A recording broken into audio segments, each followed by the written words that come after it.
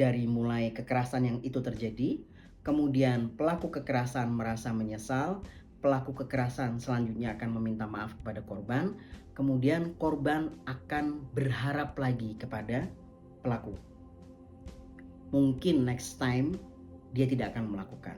Halo, tentang kasus KDRT yang sedang viral, ada 3 hal yang ingin saya sampaikan. Yang pertama, saya yakin banyak yang bertanya-tanya, jika kejadian itu sudah ada sejak tahun 2020, kenapa korban baru membuka dirinya dan bercerita tentang apa yang dia alami? Ada beberapa hal yang biasanya dialami oleh korban kekerasan dalam rumah tangga. Di antaranya yang pertama, kondisi korban itu dalam kondisi yang terancam. Jadi korban selalu dalam kondisi terancam di bawah pelaku. Dan jika korban sampai bercerita tentang apa yang dialami kepada pihak siapapun, pihak manapun, biasanya pelaku mengancam akan lebih melakukan kekerasan kepada korban. Bahkan ada di antara mereka yang ancamannya itu sampai dibunuh. Yang kedua, biasanya korban berpikir tentang kepentingan anak-anak mereka. Jadi korban sangat khawatir jika sampai dia membuka diri dan bercerita tentang apa yang dia alami, itu akan menghancurkan masa depan anak-anaknya karena harus terjadi perpisahan atau perceraian di antara korban dan pelaku. Kemudian hal selanjutnya, yang ketiga, biasanya seorang perempuan yang menjadi korban kekerasan dalam rumah tangga, hidupnya hanya suami dan anak-anaknya. Artinya lingkungan yang dimiliki tidak luas, sehingga sulit bagi korban untuk menemukan seseorang yang bisa dia percaya untuk bisa menjadi tempat curahan hatinya untuk bercerita tentang apa yang dialami.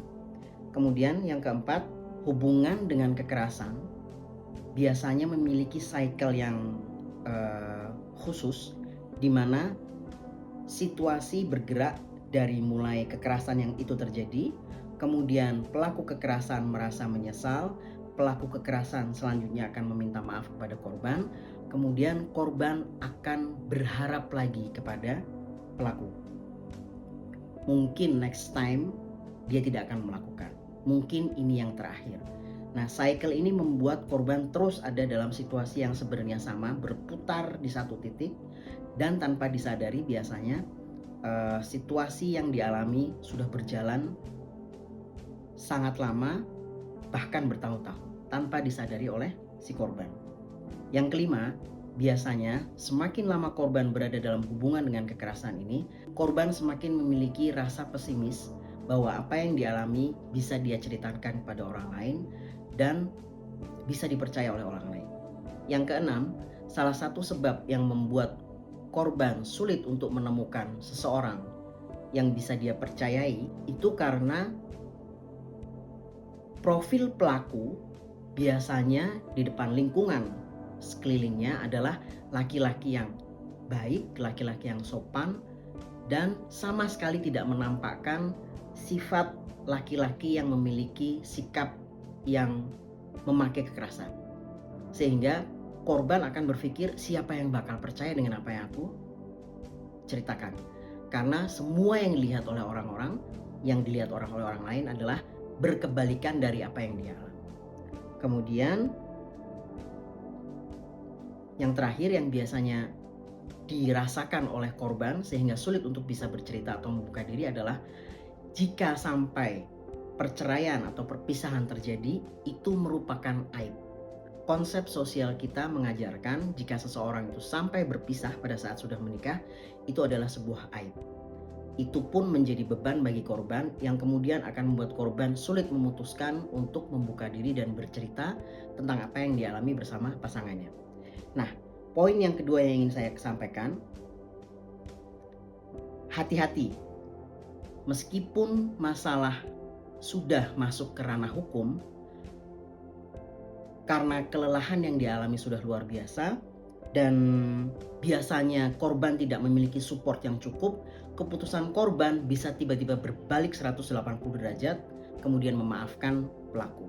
Jadi saran saya bagi teman-teman yang menjadi lingkungan atau support system bagi seseorang yang menjadi korban, pastikan korban selalu ditemani dan dikuatkan sehingga keputusannya untuk mengakhiri hubungannya dengan pelaku kekerasan ini bisa benar-benar terjadi, sehingga dia bisa menyelamatkan hidupnya dan menyelamatkan anak-anaknya. Poin yang terakhir, yang ketiga, saya menyebut ini sebagai dalam tanda petik penyakit perempuan. Seorang perempuan biasanya jika ketemu dengan seorang laki-laki memiliki semacam keyakinan bahwa dia bisa memperbaiki laki-laki yang dia temui ini. Biasanya perempuan itu akan berpikir, nanti kalau sama aku dia bisa jadi lebih benar, bisa jadi lebih baik daripada yang sekarang. Nanti kalau sudah sama aku bisa membantu dia menjadi laki-laki yang lebih baik. Jangan lakukan itu, karena seseorang yang memiliki kecenderungan untuk melakukan kekerasan itu tidak bisa dibantu dan diselesaikan hanya dengan niat baik seorang perempuan yang akan menjadi pasangannya. Ini adalah kondisi yang serius dan tidak bisa hanya diselesaikan dengan niat baik seorang perempuan yang akan menjadi pasangannya. Seseorang dengan kecenderungan memakai kekerasan hanya bisa dibantu oleh profesional karena kondisi ini adalah kondisi klinis psikologis.